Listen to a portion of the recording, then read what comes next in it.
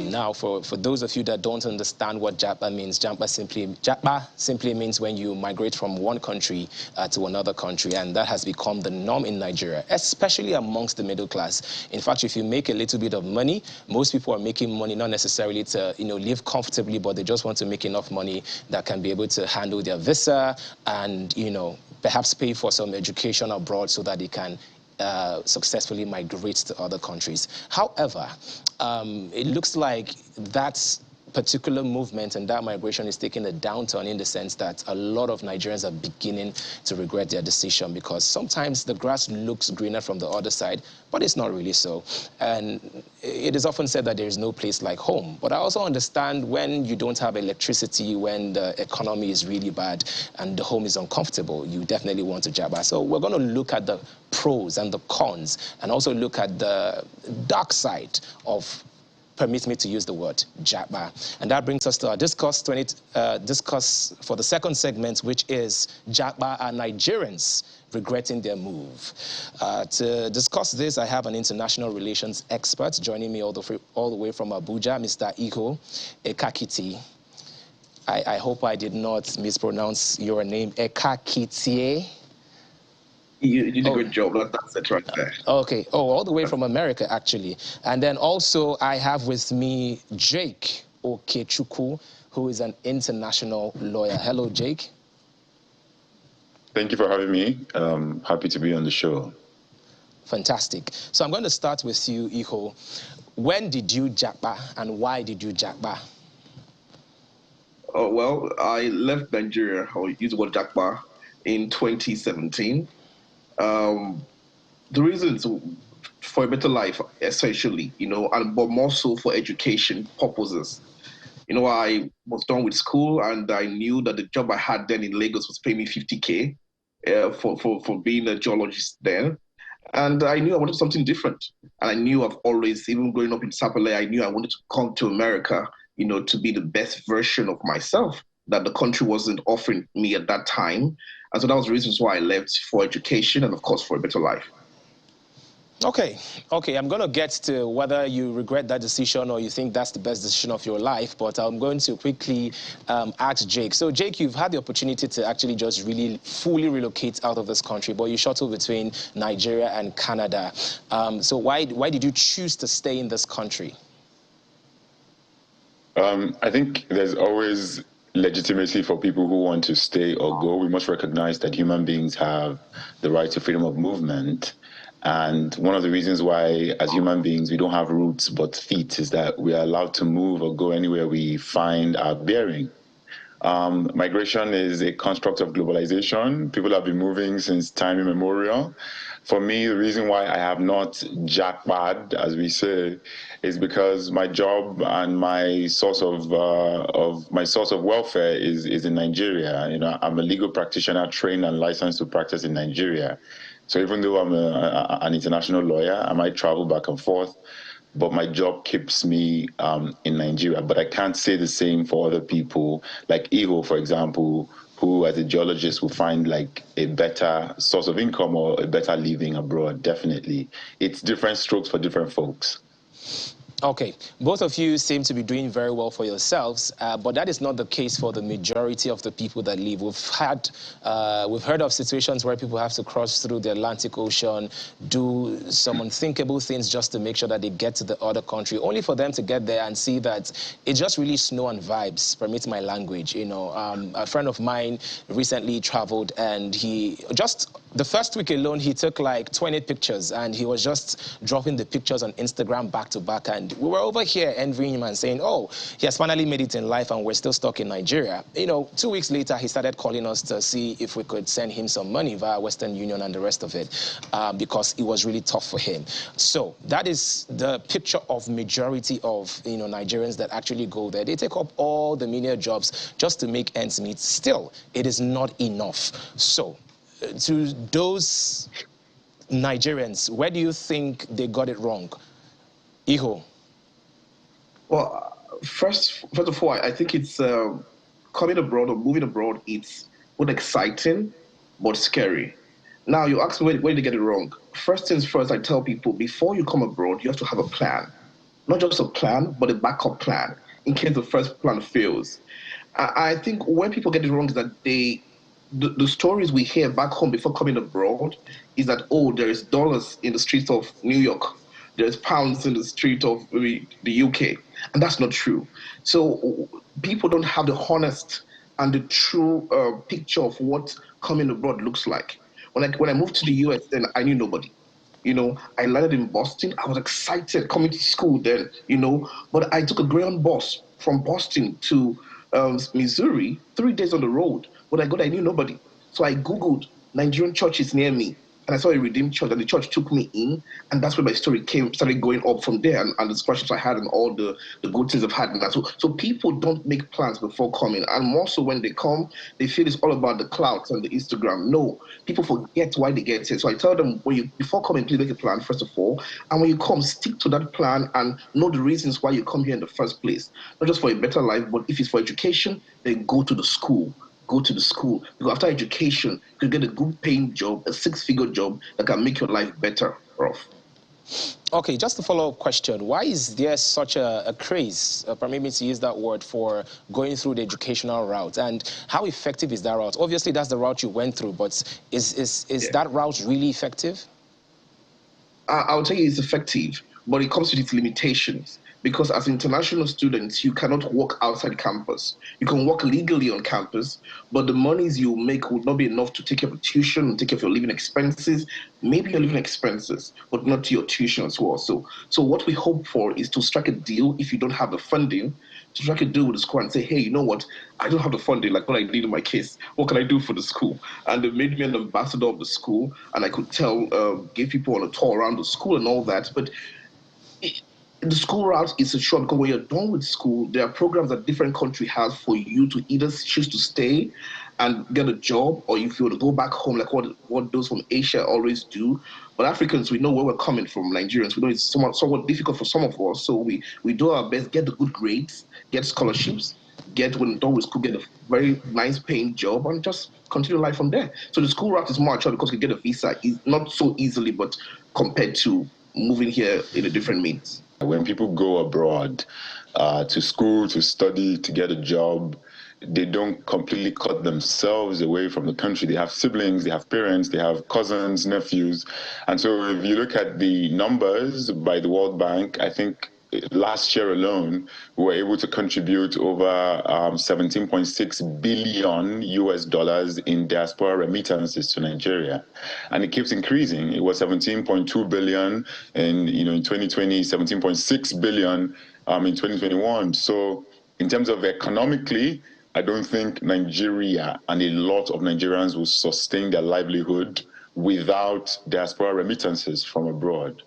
But just to contribute to what Igor has said, yeah, I feel like your home is where your wandering stops, where you feel you can situate yourself, where you're no longer looking to go anywhere else, where you don't desire to Japa anymore. That is your home. And I think it's important to recognize that when it comes to this Japa phenomenon, there's no monolithic experience. It's different for different people. Of course, when you go to a different country, you would experience the initial shock, different weather, different culture, different language, different food. So it's easy to say, I don't like this place anymore. I don't like it for now. And again, but let's not use that one person's experience of how they didn't do so well or how they did so well as a barometer for whether we should go or not go. I think that with the huge population that we have, over 200 plus million, and with globalization, a lot of Nigerians will continually have to travel or relocate from their home country. I think it's important to discuss the modalities, to discuss the kinds of treatment we receive, how to make it best for us. Like Rubbin Minds, you're talking about this, Iho talked about the need for preparation. I think it's important for Nigerians to know what to expect, to prepare themselves, their minds, and so that they can, make the best of it when they relocate. Okay, Jake, but also let's look intrinsically. Let's look at the nation and how this phenomenon is affecting our economy. Now, you have talked about the positive side of it in the sense that, the people that leave eventually send money to their relatives in Nigeria and it contributes to our GDP. However, I need us to look at the brain drain. We're losing our doctors. We're losing our nurses. Of late, we've been losing a lot of our ICT people, the people in tech. And you see some of the companies, the tech companies in Nigeria, they're scouting for talents because people just sign up for the company and then 2 years into the company they've left, or sometimes 1 year into the company and they've left, and they are all leaving to other countries. This brain drain, how do you think we can control this brain drain? Back to you, Jake. So I think we need to deconstruct this the terminology brain drain, because when a person relocates to a different place, their brain has not been drained, neither have we completely lost in the ways that we put it.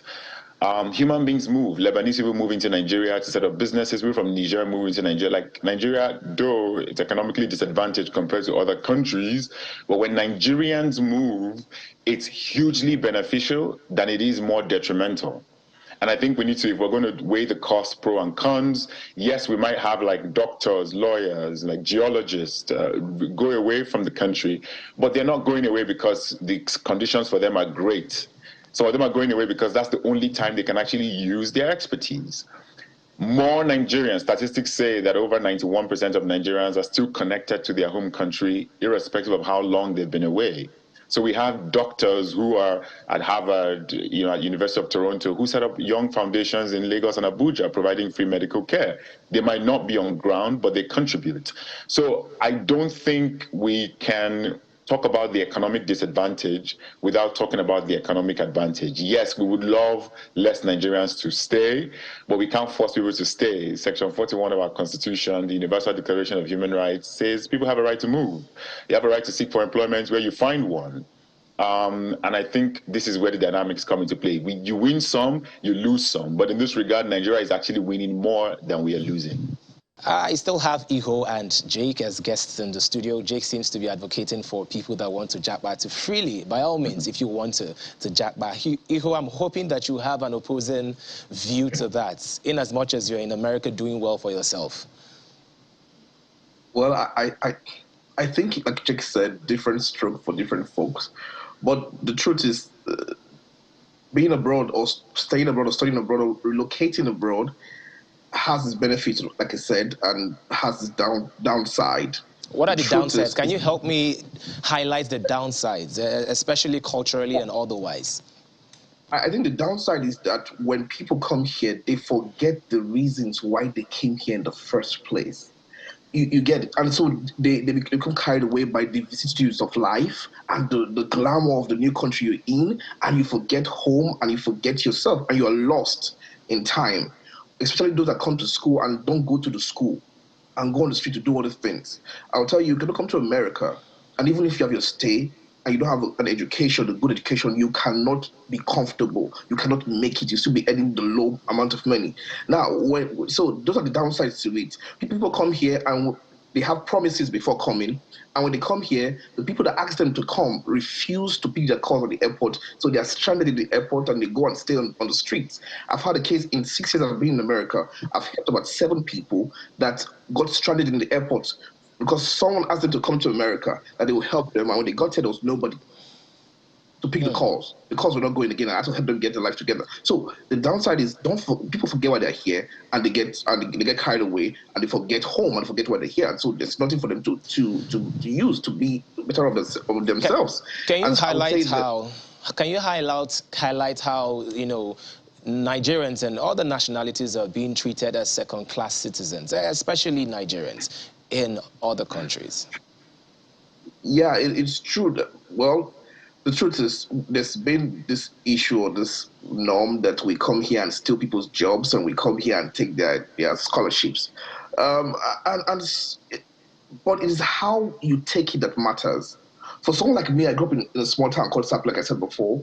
I grew up in a house where my mom told us, hey, you have to be the best wherever you go to and try your best. So I don't care about those issues with regards to, oh, you're stealing my jobs, or you're black, or you're racist, whatever. I call it out when I see it, but I don't let it define me. And so Nigerians are hardworking people. Africans are strong people. When we come here, we do our best. We listen less to the noise, but we pay attention to the things we can get and the opportunities we have here to be the best of us. And so we focus less on the noise and more on the opportunities. Okay.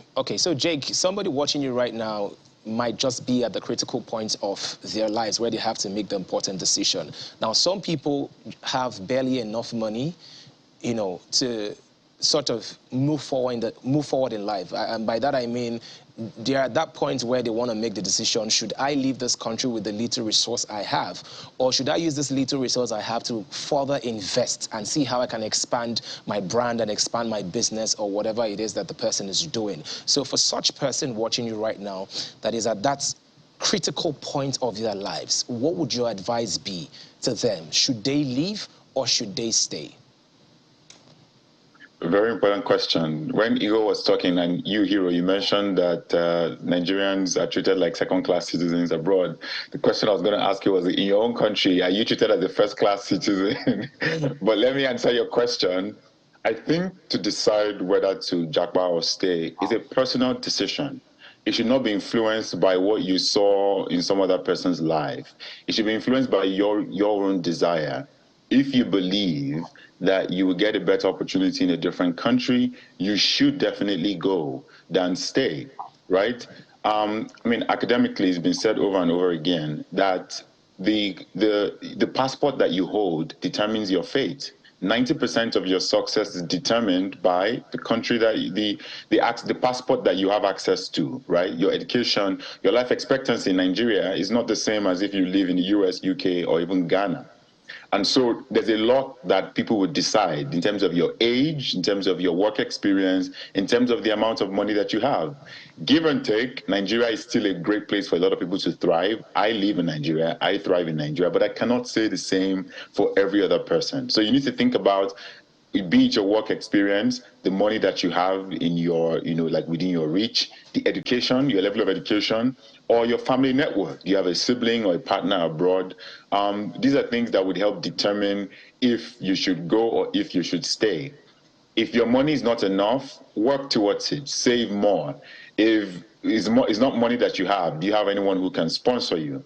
If it's great education that you have a 2-1, a first class, seek for a scholarship. If you have work experience over a certain number of years, look for a country that is looking for your kind of work experience and see how you can relocate there. The point is, it's not a game of should you or should you not go. It's a game of, even if you want to go, can you? And what is the best avenue that you can use to relocate? Okay. That's your personal thoughts, Jake. My personal thought would be if you have that money and you see certain opportunities within Nigeria, because I thrive in Nigeria as well, and believe me when I say that most of the things I've built today, I built from scratch. And yes, it's going to be painstaking, it's not going to be easy, but eventually it will be rewarding, because at the end of the day, we don't have any other country to call our own except Nigeria. So if everybody leaves the country, who is going to develop the country? Iho, finally, as much as possible, I was trying as much as possible not to sort of rope in politics into this conversation. But however, we cannot avoid it. 2023 elections, it's literally 40 days away. We've seen candidates, they're constantly going abroad also to seek the support of Nigerians in diaspora, even though those Nigerians in diaspora might not necessarily come back to vote. So what do you think that community is doing towards ensuring that 2023 elections actually delivers a credible candidate, not just for the presidency, but for all the offices? Well, I think those living abroad, what we've done over the past in the years is to call out the government and call out the candidates for injustices, for things we see that are not right and not fair, and not like in the voice of John Lewis, because we cannot vote. We don't have the system in place that enables those in diaspora to vote. And in so doing, what they need us, the monies we bring in, of course, to donate to the campaigns. They accept the money, but we can still vote. And so what we all can just do is, because we can't be the impressive, we have to keep calling out the government and keep telling Nigerians that, hey, this is what we found out about this person. Oh, this person lied about his education. This person lied about his award, or whatever you call it. But what the candidates want from us in abroad is to donate the monies. And we will not give money to anyone we know will not invest in the country. It's sad to see that so many candidates today cannot cannot, call out themselves. And when the manifesto that they have, we don't know what it is. It's the same thing over and over. The cycle since like 1990s. Obasanjo's term, we'll do lights for you, we'll do the roads for you. Or what are the steps you're taking in doing that? So I hope that we make the right choice this time, and I hope Nigerians wake up to choosing somebody or a party that can work for us. Okay. All right. Jake, what are your thoughts? First of all, I'm going to say, allow people who want to relocate out of Nigeria, let them relocate in peace. Don't burden them with all these election, this election, that. Some people are leaving Nigeria because they've experienced a lot of trauma and a lot of disappointment all their lives. They're going to a different country. They want to experience a complete new, like they want to cut off, and allow them to, because everyone's life is different. But okay, I don't want to interrupt you. I don't want to interrupt you, but I want to ask you a very personal question, Jake. If you have a crisis in your family, are you going to abandon your family simply because there's a crisis in your family? So sometimes you have to go out there to find the solution for that crisis to come back. That's the point I'm making, right? I do understand the question, but you see, Nigeria was not spoiled by one person. It would not be built by one person. And it's a lot of Nigerians carry that burden on themselves. Oh, I don't want to forget my home. I need to do something for my country. You can do something for Nigerians. You don't have to do for Nigeria. But then again, speaking as a Nigerian who's I'm very engaged with the electoral cycle, and I want to participate. The point I would say is, if you look at the NSAS movement, Nigerians had the roles that they played even though they were abroad. They're able to put pressure and see how they can contribute from outside the country. Whether you are away from Nigeria or in Nigeria, there are roles that you can play towards the political process. Sometimes we abroad get to find out certain things that those on the ground do not. Engaging your constituency, putting pressure on your siblings, motivating them to go and vote, explaining to them the reason why it's important to vote, even funding here's some money, go to your PVC center and collect it. Yeah. It's certain things that Nigerians can do from abroad. So I do recognize the role that Nigerians in diaspora play. I'm just saying, let's not by force individuals to be like, you must do something, even though they're away. Right. Thank you so very much. I appreciate you. Thank you, Iho. Thank you, Jake, for coming on the show. You guys were absolutely fantastic. And there you have it. That's our show for today. Remember, elections are just 40 days away. And please, please, please do collect your PVC. Like I said earlier on, I went to my ward and just less than 10 people rather, were actually collecting their PVC. So please, go collect your PVC and vote for the right candidate of your choice. My name is Hero Daniels. Until I catch you next time, remember, your best days are ahead of you and not behind. Don't just stand there teasing me. Now it's